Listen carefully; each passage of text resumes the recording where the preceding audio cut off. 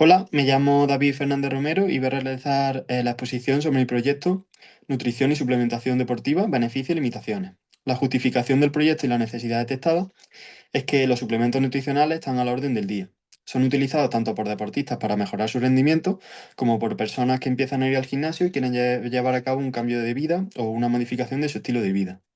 Los suplementos nutricionales son una ayuda muy interesante que puede ser muy útil en determinados contextos, pero el principal problema que yo veo es que no existe la información necesaria o la gente no dispone de la información necesaria, que no sabe cómo tomarlos, cuándo tomarlos, tampoco es consciente de los riesgos que supone hacer un mal uso de ellos y por tanto con este proyecto lo que yo pretendo es ofrecer una visión de lo que dice la ciencia sobre si son útiles o no, sobre cómo tomarlos, cuándo tomarlos y, y los posibles efectos adversos que pueden generarse de un mal uso. Posteriormente, explicaré que el objetivo no es utilizar suplementos porque sí, sino que todo se debe estructurar en base a una dieta equilibrada que cumpla con todos nuestros requerimientos y una vez obtenido esa base, poder incorporar cosas que nos puedan ayudar a llevar nuestro rendimiento a otro nivel. En cuanto al público al que va dirigido, pues serían los deportistas de fuerza y de potencia, que lo que buscan es generar hipertrofia muscular para tener más fuerza y llevar a cabo ese tipo de deportes, los deportes de resistencia, para incrementar su capacidad de resistencia en deportes tipo bicicleta o carreras de fondo, personas que empiezan a ir al gimnasio o que quieren llevar a cabo un estilo de vida, los deportistas de alto rendimiento y las personas con necesidades especiales. Aquí sí puede ser interesante el uso de suplementos porque hay gente que lleva una dieta muy restrictiva o que no alcanza todos sus requerimientos, pues un suplemento vitamínico en este tipo de personas es algo muy necesario para, ya te digo, cumplir todos los requerimientos necesarios. El objetivo que tengo con este trabajo es revisar todo lo que dice la ciencia en el uso de estos suplementos que he seleccionado y como objetivo específico, pues explicar cómo funciona, cómo hay que tomarlos, cuándo hay que tomarlos y los posibles efectos adversos que pueden generarse debido a su mal uso. En cuanto a la metodología que he usado, pues me he basado en diferentes bases de datos, libros, así como artículos científicos, sobre todo de PubMed, que es donde se publican la mayoría de los estudios. He seleccionado una serie de suplementos que creo que son los que están más a la orden del día hoy en nuestra sociedad, como son la cafeína, la carnitina, la creatina, la betalanina, la taurina y los suplementos de proteína. A lo largo voy a analizar estos 6 suplementos, ofrecer una visión de lo que dice la ciencia y por último, haré una pequeña reflexión personal sobre estos 6 suplementos. Empezamos con la cafeína. Con la cafeína tenemos que aquí la evidencia es muy clara, la evidencia científica es muy clara y es un suplemento que promete lo que dice. Tenemos que es un estimulante del sistema nervioso central, tenemos que permite aumentar el foco, permitiendo también tener mayor capacidad cognitiva y tenemos que también reduce la sensación de fatiga. También actúa como movilización de los ácidos grasos, por tanto puede considerarse como un quemagrasa. Esto no es tal que así de que te tomas la pastilla y ya empiezas a quemar grasa, pero sí puede ayudarte en un contexto en el que tienes una dieta con un déficit calórico y un entrenamiento ajustado, pues aquí sí puede ser interesante tomar la cafeína para obtener un plus más. Eh, ¿Cuándo tomarlo? Pues 40 a 60 minutos antes del ejercicio. En cuanto a la dosis serían 3 a 6 miligramos por kilogramo de peso. Eso sí, aquí la cafeína el único inconveniente que tiene es que tiene efectos adversos. Puede generar nerviosismo, taquicardia, palpitaciones. Entonces, aquí lo que tiene que hacer la persona es empezar con una dosis baja y poco a poco ir aumentando para ver cómo reacciona su cuerpo. Pero aquí la evidencia es clara y este sería un suplemento que sería muy útil. Pasaríamos ahora a la L-carnitina. Aquí ya la evidencia científica no es tan clara. Tenemos que la L-carnitina participa en el metabolismo lipídico, ya que favorece la entrada del ácido graso en la mitocondria para su posterior oxidación y la obtención de energía. Eso es la teoría. Cuando tú te tomas la pastilla de L-carnitina, tenemos que esto no es tan así. Entonces, que actúe como quemagrasa no está del todo claro y no es una pastilla mágica que te va a hacer de la noche a la mañana perder toda la grasa. En cuanto a su dosis, pues serían 2 a 3 gramos al día y aquí lo que es importante y mucha gente no es consciente es que hay que tomarla hay que tomarla con alimento, o sea, para favorecer su absorción y obtener los pequeños beneficios que te puede aportar. Siempre hablamos del contexto de que cuando tienes todo controlado, pues una pequeña ayuda, como puede ser la carnitina o la cafeína, puede darte algo más, pero por sí sola no van a hacer magia. La diferencia entre cafeína y la carnitina que se utilizan como quemadores de grasa es que la cafeína sí se podría utilizar en ayunas. Pasaríamos ahora a la creatina. La creatina tenemos que es la joya de la corona, es el suplemento sobre el que hay más estudios, sobre el que hay más evidencia. Tenemos que la creatina lo que hace es aumentar los niveles de fosfocreatina en el músculo, que posteriormente se utiliza para generar ATP y por tanto tener más energía. Es muy útil tanto en deportes explosivos como también en deporte intermitente. No solo se ha visto beneficios en deportes explosivos como hacer una carrera de sprint o levantar un peso súper rápido. Además, se sigue estudiando y se han obtenido también beneficios a nivel cerebral.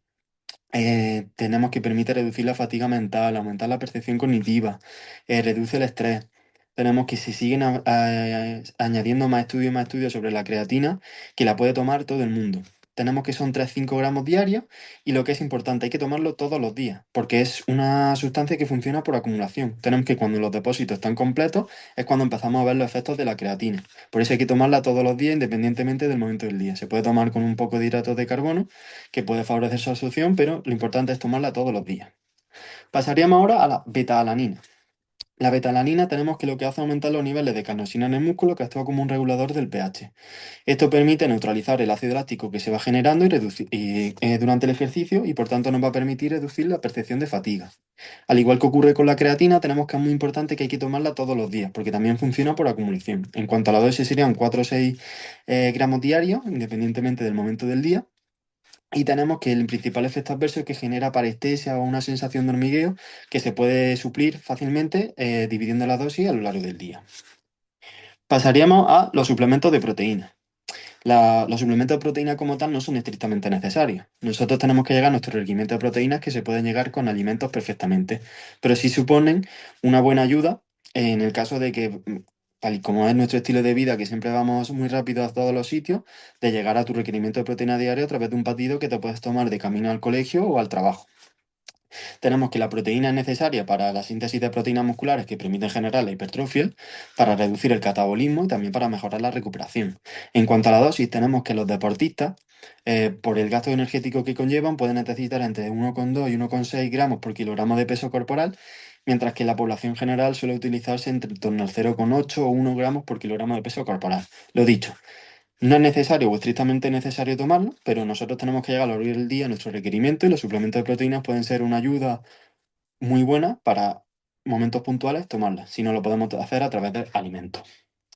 Pasaríamos al último, que sería aquello analizado, que sería la taurina, que tiene una acción antioxidante y también parece que mejora el rendimiento, pero aquí la evidencia científica no es nada clara.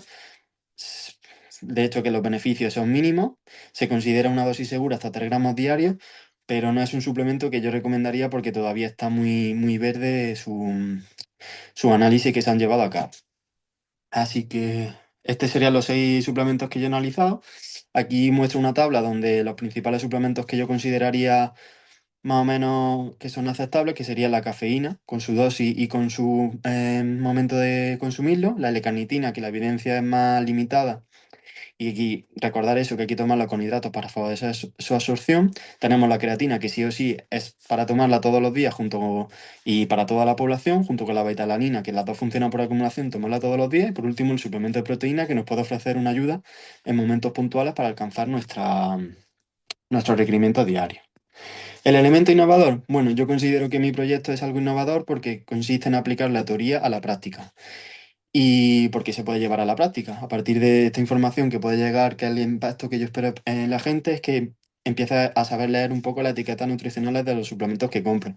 Porque muchas veces en el tipo preentreno te vienen un montón de sustancias que no sabemos, pero nosotros no lo tomamos igualmente. Entonces, a través de este proyecto yo pretendo que la gente pueda leer esas etiquetas nutricionales y decidir si es conveniente que lo tome, si es de verdad ofrece la cantidad que necesitas para alcanzar esos beneficios que prometen esas sustancias, porque muchas veces los preentrenos las sustancias vienen mucho menos. Entonces, como que si no tomaras nada, también es un poco para ver si merece la pena comprarlo o no. Y ese es el impacto que yo espero que tenga la gente.